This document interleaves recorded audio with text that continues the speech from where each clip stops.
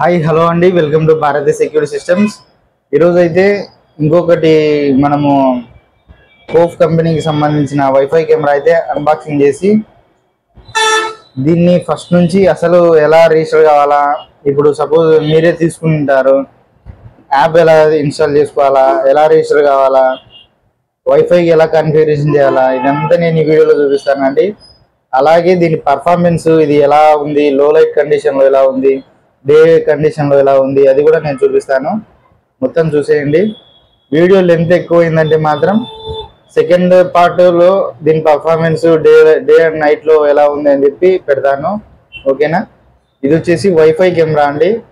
ఇందులో రెండు మోడల్స్ ఉంటాయి, 4G మోడలు, వైఫై మోడలు. డూమ్ కెమెరాస్ అవైలబిలిటీ ఉంటాయి, బుల్లెట్ కెమెరాస్ అవైలబిలిటీ ఉంటాయి అన్నమాట.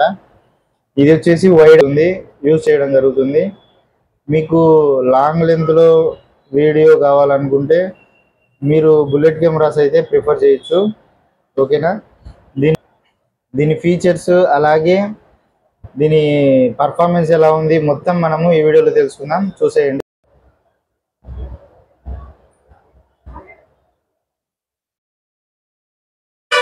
మనకు ఫస్ట్ బాక్స్ అయితే ఇలా ఉంటుందండి. ఇది కోఫ్ డూమ్ కెమెరా అని చెప్పి వైఫై సింబల్తో ఉంటుంది. ఇందులో మనకు 4G ఆప్షన్ కూడా ఉంటుంది. మనం కావాలంటే 4G సిమ్ వేసుకొని కూడా తీసుకోవచ్చు. ఈ కస్టమర్కి ఏంటంటే వీళ్ళకు ఆల్రెడీ వైఫై అవైలబిలిటీ ఉంది అనమాట. సో మనము వైఫై కెమెరాస్ అయితే సజెషన్ చేయడం జరిగింది. 4G సిమ్ పెట్టుకుంటే ఏంటంటే ఆల్రెడీ వైఫై ఉంది, మళ్ళీ సిమ్కు మనం ఎక్స్ట్రా ఎవ్రీ మంత్ రీఛార్జ్ చేసుకుంటూ ఉండాలా, అది అంతా అవసరం లేకోకుండా వైఫై ఉంది కాబట్టి మనం వైఫై కెమెరానే సజెషన్ చేయడం జరిగింది.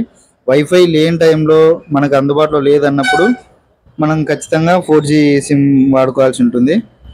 ఇది వచ్చేసి బాక్స్ ఓపెన్ చేసిన వెంటనే మనకు ఇలా ఉంటుందండి, మాన్యువల్ బుక్ అన్నమాట, ఎలా కనెక్ట్ చేసుకోవాలి ఏంటి ఇదంతా. తర్వాత మనకు ఒక పవర్ అడాప్టర్ ఉంటుంది, 12 volts 1 amp power adapter, DC కరెంట్తో ఇది వర్క్ అవుతుంది. తర్వాత మనకు స్క్రూస్, దానికి సంబంధించిన అవన్నీ ఫిట్టింగ్స్ ఇచ్చేస్తాడనమాట, ఓకేనా. తర్వాత మనకు కెమెరానైతే చూపిస్తాను చూడండి.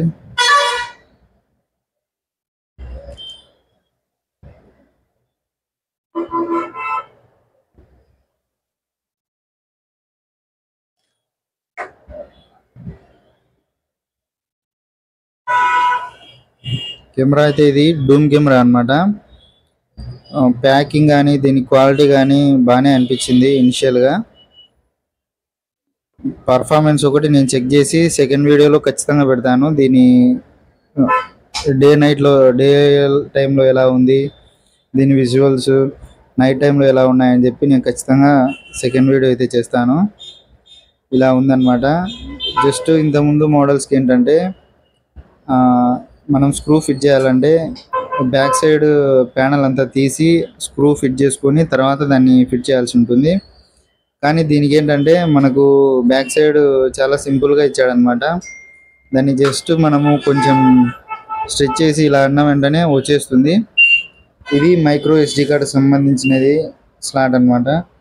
తర్వాత అక్కడే రీసెట్ బటన్ ఆప్షన్ కూడా ఉంది, ఓకేనా.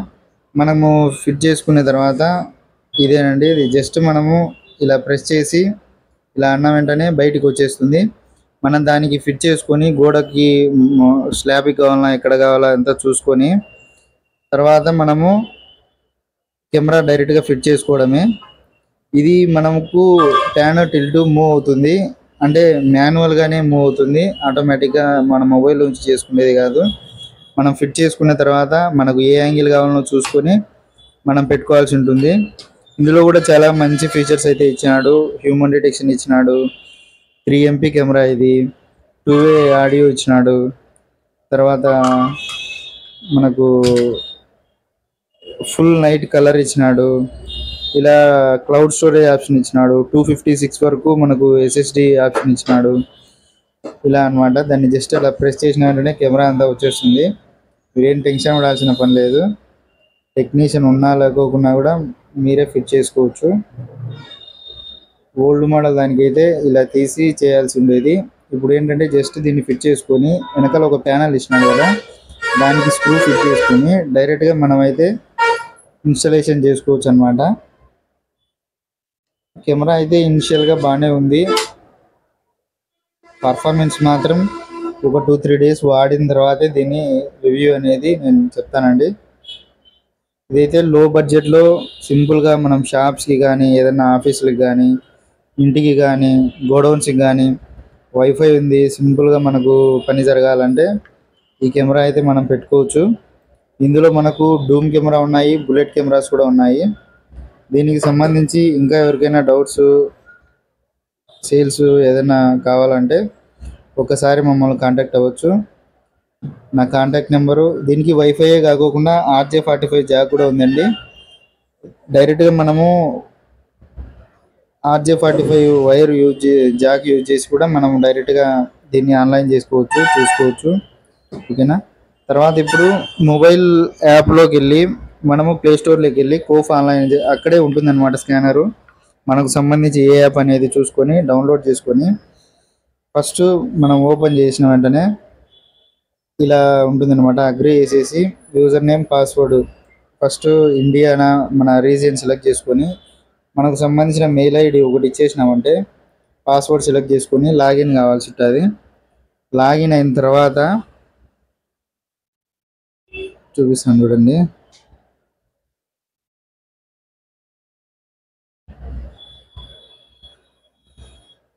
ఇలా లాగిన్ అయిన తర్వాత అది వెరిఫై చేసుకుంటుంది అనమాట. మన మెయిల్కి ఒక ఓటీపీని అయితే సెండ్ చేస్తుంది. ఆ ఓటీపీ మనం అక్కడ వెరిఫై అని వస్తుంది. వెరిఫై కొట్టిన తర్వాత ఆటోమేటిక్గా అదే మన యాప్లోకి రీడైరెక్ట్ చేస్తుంది అనమాట. మళ్ళీ వెంటనే యాప్లో మనము లాగిన్ కావాల్సి ఉంటుంది. ఇలా అన్నమాట.